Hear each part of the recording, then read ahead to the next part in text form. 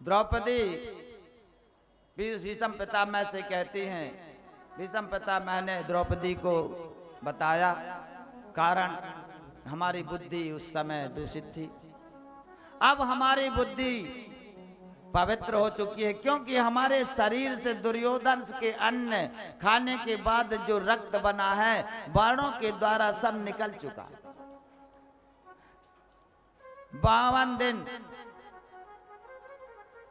बाणों की सैया में शयन करने के बाद में जो रक्त शरीर में भीष्म पितामह का था, जो दुर्योधन के अन्न खाने से बना था, वह निकल चुका था।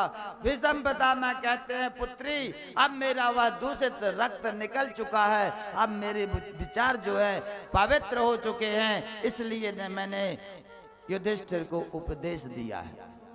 युधिष्ठिर को उपदेश देने के बाद में भगवान के स्वरूप को धारण करके और भीष्म पितामह जी अपने प्राणों को त्यागते हैं। उनके मुखार बिंद से एक ज्योत प्रकट होती है और भगवान श्री कृष्ण के चरणों में समा जाती है। युधिष्ठिर ने सभी संस्कार किए भीष्म पितामह के, भगवान श्री कृष्ण के मार्गदर्शन में सब कुछ कराने के बाद में भगवान श्री कृष्ण द्वारिका गए हैं। द्वारिका में भगवान का सम्मान हुआ है, राजोचित सम्मान हुआ। सम्मान होने के बाद में यहाँ राजा परीक्षित का जन्म हुआ, उत्तरा के गर्भ से परीक्षित का जन्म हुआ। परीक्षित के जन्म के समय में ब्राह्मणों को युधिष्ठिर ने बुलाया, दिखवाया, बोले बालक तो भाग्यवान है, चक्रवर्ती राजा होगा, मगर 60 वर्ष की उम्र में इसे सर्पदंश से मृत्यु हो जाएगी। युधिष्ठिर चिंतित हुए, ब्राह्मणों ने आश्वासन दिया कि ऐसा नहीं है, सर्पदंश से जिसकी मृत्यु होती है वह मोक्ष को प्राप्त नहीं होता, ऐसा शास्त्रों में आया है। पंडितों ने कहा कि ऐसा नहीं है, यह भगवान का भक्त है और इसे मोक्ष अवश्य मिलेगा।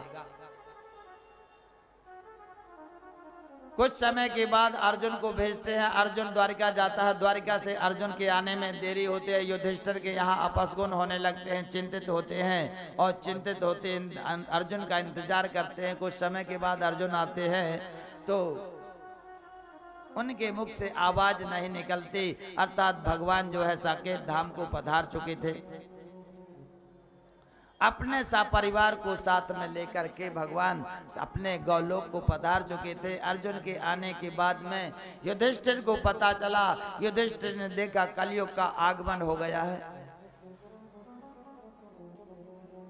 मथुरा का राज वज्र को और हस्तिनापुर का राज राजा परीक्षित को समर्पित किया, तिलक राज तिलक किया युधिष्ठिर जी ने, और स्वयं प्रजापत्य यज्ञ करके सभी अग्नियों का आवाहन किया और उस अग्नियों में अपने शरीर को लीन कर दिया, अर्थात संन्यास धारण किया।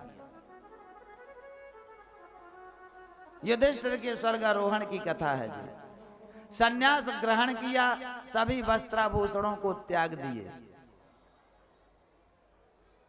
वस्त्राभूषणों को त्याग करके अपने वाणी को प्रजापति यज्ञ करके पहले अग्नियों को, प्रजापति अग्नियों को संचित किया, अपने शरीर में संचित कर लिया, अर्थात संन्यास ग्रहण कर लिया। वाणी को मन में लीन कर दिया, अर्थात मौन धारण किया है। वाणी को मन में लीन किया और मन को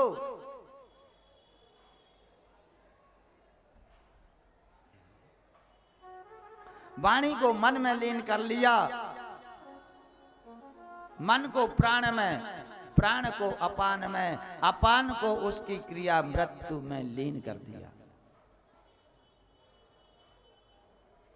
मृत्यु को पंचभूतात्मक शरीर में,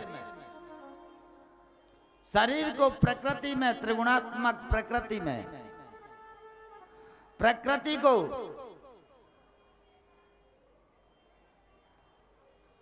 आत्मा में और आत्मा को ईश्वर में लीन कर दिया।